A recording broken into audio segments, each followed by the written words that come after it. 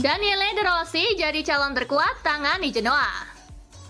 Legenda Roma Daniele De Rossi dilaporkan berada di antara kandidat potensial untuk menggantikan Patrick Vieira sebagai pelatih kepala Genoa menyusul pemecatan pria Prancis itu. De Rossi telah menganggur sejak meninggalkan AS Roma, klub yang dicintainya setelah 4 pertandingan awal di musim 2024-2025.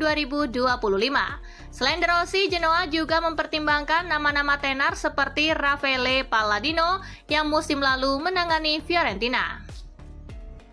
Petinggi Bayern beri bocoran waktu comeback Jamal Musiala. Cedera mengerikan yang dialami oleh Jamal Musiala membuatnya absen cukup lama dari lapangan sepak bola. Musiala telah menunjukkan progres penyembuhan yang cukup baik, dan bahkan kini ia telah berlatih lari secara ringan di markas latihan Bayern. Oleh sebab itu, Max Eberl memprediksi bahwa pemain yang kini masih berusia 22 tahun itu akan kembali bermain bersama di Bavarian pada Desember 2025 mendatang.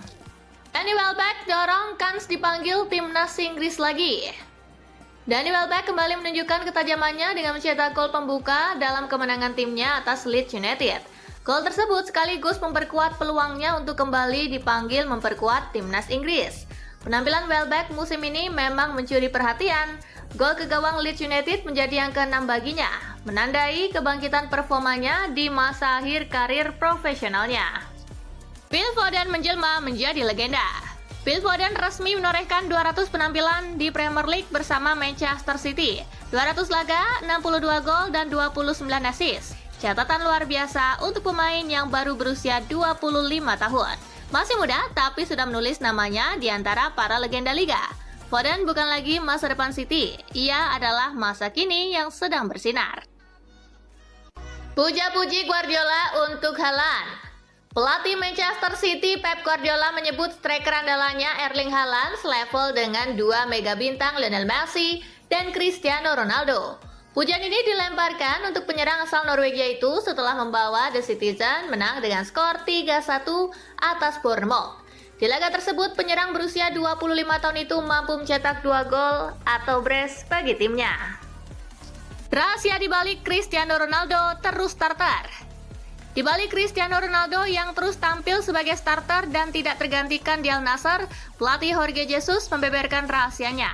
Ronaldo hanya absen membela Al Nassr berkompetisi di AFC Champions League 2. Jesus menjelaskan bahwa untuk saat ini pemain yang selevel dengan mantan bintang Manchester United dan Real Madrid itu tidak ada di dalam skuad miliknya. Galakan Verona, Christian Cifu puji semangat juang Inter.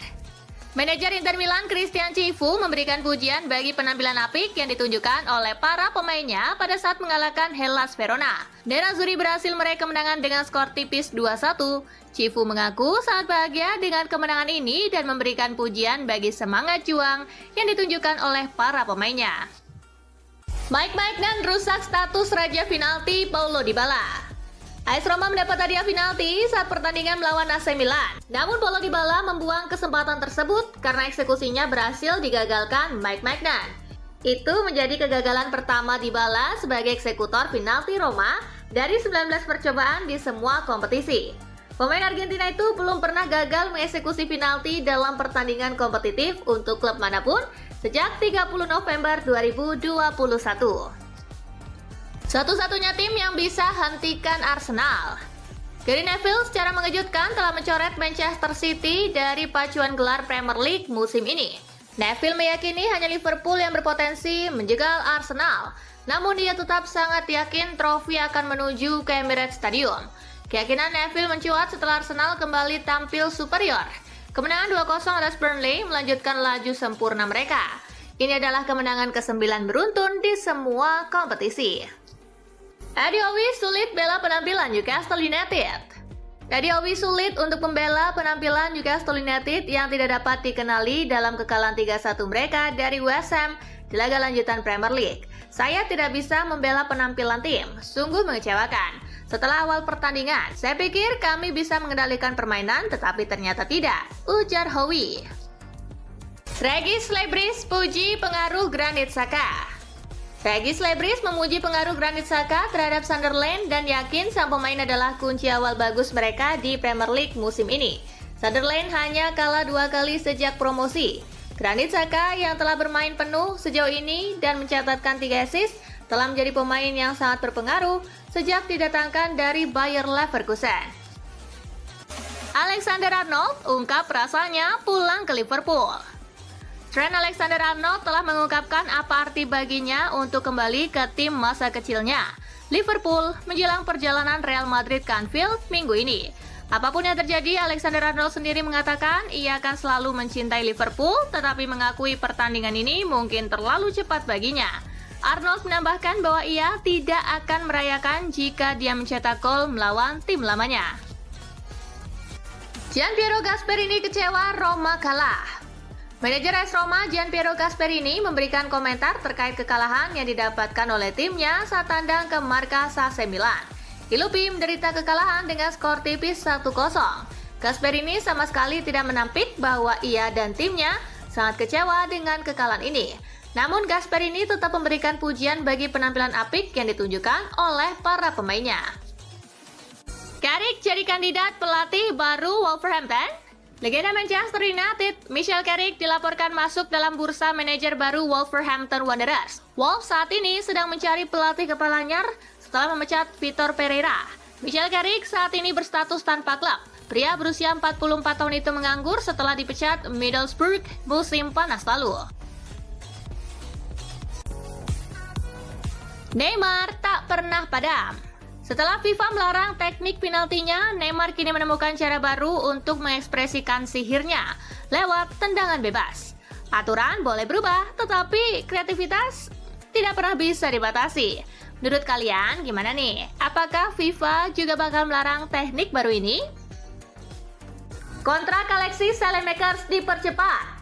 Perkembangan terkait Alexis Saelemaekers dilaporkan oleh pakar transfer Matteo Moretto yang menyatakan bahwa pembicaraan perpanjangan kontrak untuk winger Belgia tersebut berjalan sangat cepat.